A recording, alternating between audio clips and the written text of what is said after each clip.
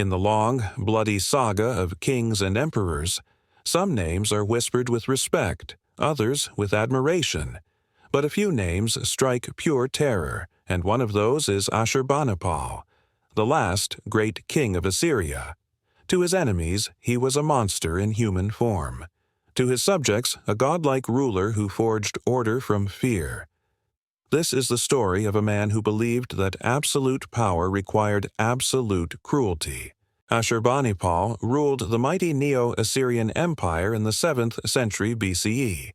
At its peak, his dominion stretched from the mountains of Persia to the shores of the Mediterranean, and down into the deserts of Egypt. Assyria wasn't just a powerful state. It was the world's first true superpower, and Ashurbanipal stood at its very center. But this was an era where war wasn't just about victory. It was about total annihilation, and Ashurbanipal was a master of the craft. He believed that mercy was a fatal weakness. When cities dared to resist his rule, he didn't just conquer them. He erased them from existence, turning them into grim warnings for anyone else with rebellious thoughts. Ancient records, carved into stone by his own scribes, boast of his methods. Entire cities were burned to the ground. Their populations were systematically slaughtered, with men executed and women and children sold into slavery. The punishments reserved for rebels were the stuff of nightmares. Defiant leaders were often flayed alive, their skin peeled from their bodies and hung on the city walls as a gruesome banner of Assyrian might. Others were impaled on enormous wooden stakes, left to die a slow, agonizing death as a public spectacle. Ashurbanipal's cruelty wasn't random. It was calculated psychological warfare, designed to break the spirit of his enemies before the first arrow was even fired. Imagine being a captured king. You wouldn't just be executed. You'd be humiliated in ways designed to shatter your dignity. Ashurbanipal would sometimes force defeated rulers into dog collars, parading them through the streets of his capital, Nineveh, like broken animals. One particularly chilling story tells of an Elamite king who was captured and locked in a small cage, kept at the royal gate.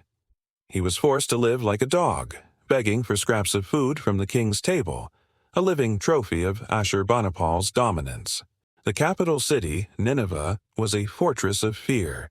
The heads of defeated rulers were often displayed on pikes at its gates, their lifeless eyes serving as a constant reminder of the price of defiance.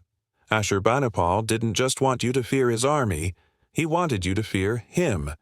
He wanted his name to be a curse on the lips of his enemies. In his own inscriptions he proudly proclaimed, "I am Ashurbanipal, the great king, the mighty king, the king of the universe." And he made sure the universe knew it. His military campaigns were legendary for their brutality. When he sacked the great city of Susa, a rival capital, he didn't just take its treasures, he desecrated its sacred temples, salted its fields to ensure nothing would grow again, and even unearthed the bones of its long-dead kings, scattering them to the wind so their spirits would find no rest. For Ashurbanipal, victory meant destroying an enemy not just in the present, but in the past and future as well. But here is where the story of Ashurbanipal takes a fascinating, almost paradoxical turn. Behind the mask of a ruthless warlord was the mind of a scholar.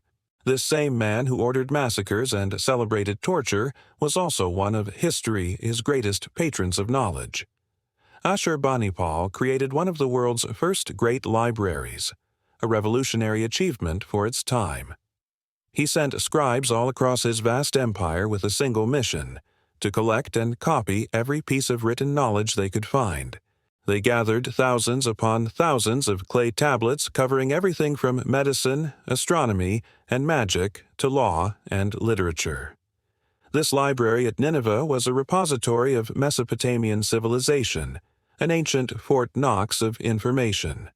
And because of this library, we, today, know about the ancient world in incredible detail. The most famous text from his collection is the Epic of Gilgamesh, one of humanity's oldest surviving works of literature. It tells the story of a hero's quest for immortality. It's a profound irony of history that this epic, which explores the very nature of what it means to be human, was preserved for eternity by a man whose actions were often so inhuman. So, who was the real Ashurbanipal? Was he the bloodthirsty tyrant who skinned his enemies alive? Or the visionary intellectual who saved the wisdom of the ancient world from being lost forever? The truth is, he was both. In the Assyrian mindset, these two sides were not contradictory. The king was the shepherd of his people, and it was his sacred duty to protect the flock by any means necessary, which included slaughtering the wolves at the gate. The library was a symbol of his power and sophistication, just as the heads on pikes were a symbol of his might. To his enemies, he was a beast. To his people, he was a divine protector. But to history, Ashurbanipal remains one of the most complex and ruthless rulers to ever wear a crown. He governed through fear, believing that only absolute terror could hold such a massive, diverse empire together. And for a time, he was right. Even after his death and the eventual fall of his empire, the legend of Ashurbanipal endured. For centuries, it said that mothers across the Near East would frighten their misbehaving children into obedience with a chilling warning: "Be quiet, or the Assyrian king will come for you." His name became a boogeyman, a synonym for terror. He wasn't the only cruel ruler in history, of course. But few embraced brutality with such cold, systematic calculation. Few used terror as such a precise and effective tool of statecraft. And that is why Ashurbanipal, the king of kings and master of the known world, is remembered as one of the most formidable and ruthless monarchs the world has ever known. Thank you so much for watching. If you found this dive into the dark side of history fascinating, make sure to hit that like button and subscribe for more stories about the figures who shaped our world. Let us know in the comments which historical ruler you'd like to see us cover next. See you in the next video.